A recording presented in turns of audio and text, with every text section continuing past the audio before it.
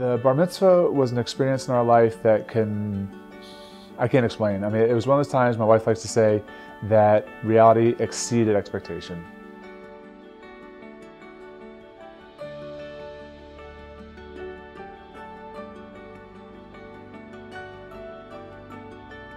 Going through that process, seeing Matthew achieve that milestone, becoming a bar mitzvah, having our community, both temple, friends, family, May Center School, come together to see Matthew accomplish that goal was just such a fulfilling experience.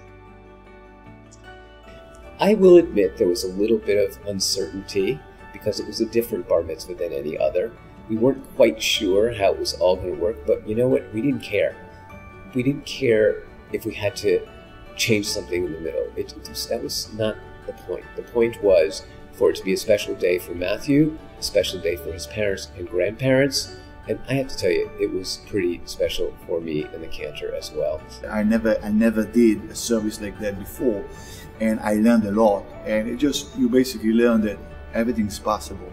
And like I said, every child is different and unique. And we just need to find a way to make it happen. Working with the May Institute and with our temple, Matthew became a very active participant in that bar mitzvah. So he could call people up to the bima to do a reading. When it came time for him to do a reading, which the traditional child would have learned and read, the cantor recorded it for him.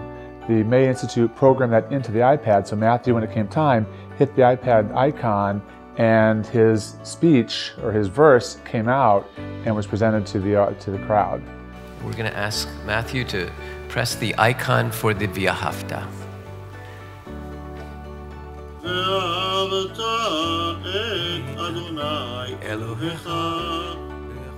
He was able to pick the icon for the appropriate prayer that he would have said himself had he been able to, but he was still able to push the icon.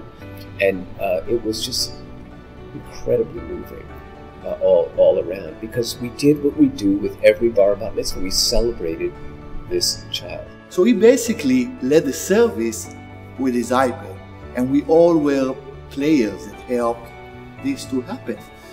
Putting together the bar mitzvah and using the iPad as a form of assistive technology for voice was significant, because that was really the first time we had used that as a tool for him.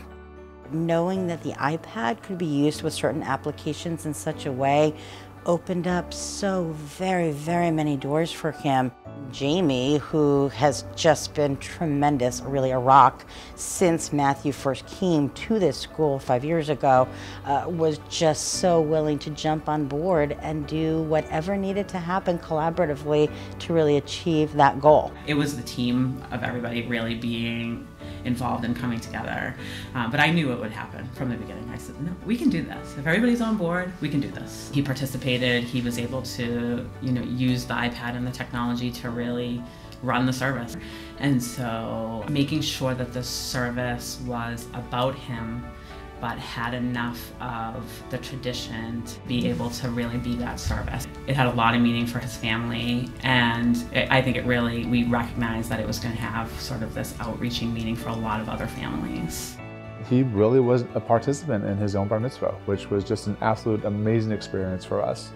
And then I go into the reception afterwards, and he was able to enjoy that, be a part of that actively, having fun, breakdancing at one point. It kind of was funny.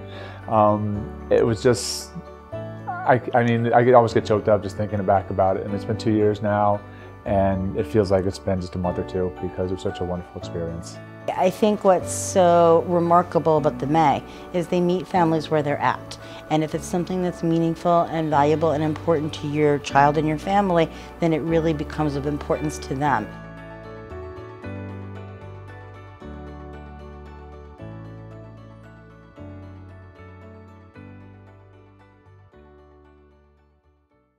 יעשה שלום, יעשה שלום, שלום עלינו ועל כל ישראל, יעשה שלום. יעשה שלום, שלום עלינו ועל כל ישראל.